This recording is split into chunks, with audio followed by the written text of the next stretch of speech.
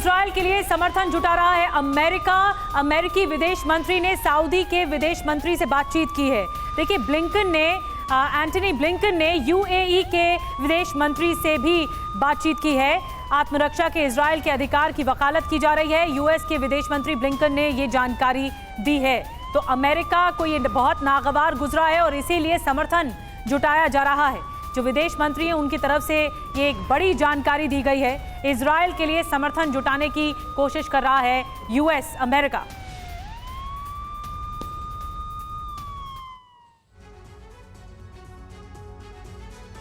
और इस बड़े हमले में देखिए कैसे यूक्रेन के बाद इजरायल के साथ भी खड़ा है अमेरिका।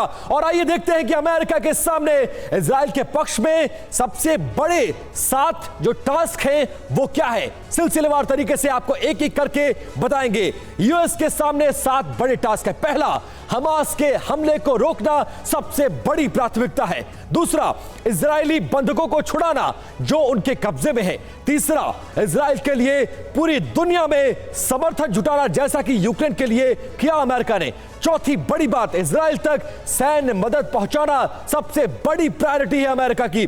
पांचवी बड़ी बात, आसपास सैन्य तैनाती को बढ़ाना ताकि सीमाओं को और सुरक्षित किया जा सके। साथ साथ फिलिस्तीन के पक्ष में गोलबंदी रोकना ताकि उसको और कमजोर किया जा सके। सातवां और सबसे महत्वपूर्ण, तीसरे देश की दखल रोकना, क्योंकि अमेरिका यह तो चाहता है कि वो इजरायल की मदद करे लेकिन फिलिस्तीन के समर्थन में कोई और मुल्क ना खड़ा होने पाए। यह सबसे बड़ा सवाल है। एसपी सिन्हा सर, कैसे देखते हैं इस 7 बड़े टास्क को? और अमेरिका जैसा कि यूक्रेन के साथ आकर खड़ा हो गया है, इजरायल के साथ भी क्या उसी ताकत के साथ खड़ा होगा? और अगर खड़ा हुआ जैसा कि समर्थन दे दिया है उसने, तो इसका इंपैक्ट क्या होने वाला है? फिलिस्तीन की बर्बादी क्या तय माना जाए? देखिए, ये रोड अहेड या वॉर अहेड कैसे होगा उसके 2-3 बिंदु हैं। पहला, पॉलिटिकल विल क्या है, और दूसरा जो सबसे इंपॉर्टेंट फैक्टर कि किसके पास इक्विपमेंट सपोर्ट रहेगा। जैसे यूक्रेन में स्टॉक आउट की स्थिति आ रही है, यहाँ पर यदि जो फाइटिंग इक्विपमेंट का स्टॉक आउट होगा तो लड़ाई कैसे होगी। तीसरी बात कि अभी इजरायल क्या प्लानिंग करेगा। पहले मिलिट्री प्लानिंग करेगा कि जो ऑफेंसिव है उसकी गति को कम किया जाए। दूसरी बात कि उसके लीडरशिप को अटैक किया जाए फिजिकली। तीसरी बात, उसके इंफ्रास्ट्रक्चर को खत्म किया जाए। चौथी बात, जहां पर उनके मिसाइल रॉकेट सिस्टम गराज मतलब वेयर हाउसेज में रखे हुए हैं, ऑर्डिनेंस डेपोज में रखे हुए हैं, उनको बर्बाद किया जाए। चौथी बात, पूरी तरह से एयर सिक्योरिटी अपने रिएक्शन अमेरिका का ये जो दखल है वो क्या प्रोवोक करेगा?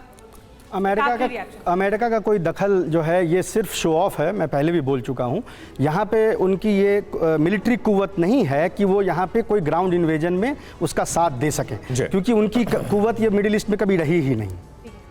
ठीक है संजय जी, नहीं, देखिए मैं इस बात से डिफर करता हूं कि देखिए, एक तो अरबियन वर्ल्ड है, इसमें पोलराइजेशन होगा, इंटरनल कॉन्फ्लिक्ट्स बढ़ेंगे। लेबनान में इंटरनल कॉन्फ्लिक्ट बढ़ेगा, वहाँ पे ईसाई भी हैं, वहाँ पे मुस्लिम्स भी हैं, कॉन्फ्लिक्ट बढ़ेगा। मिस्र में कॉन्फ्लिक्ट बढ़ेगा अमेरिका के। मैं वही कह रहा हूँ। बिल्कुल ठीक है। इस बीच सर एक बड़ी खबर आ रही है। संजय जी माफी के साथ आपको रोक रहा हूँ।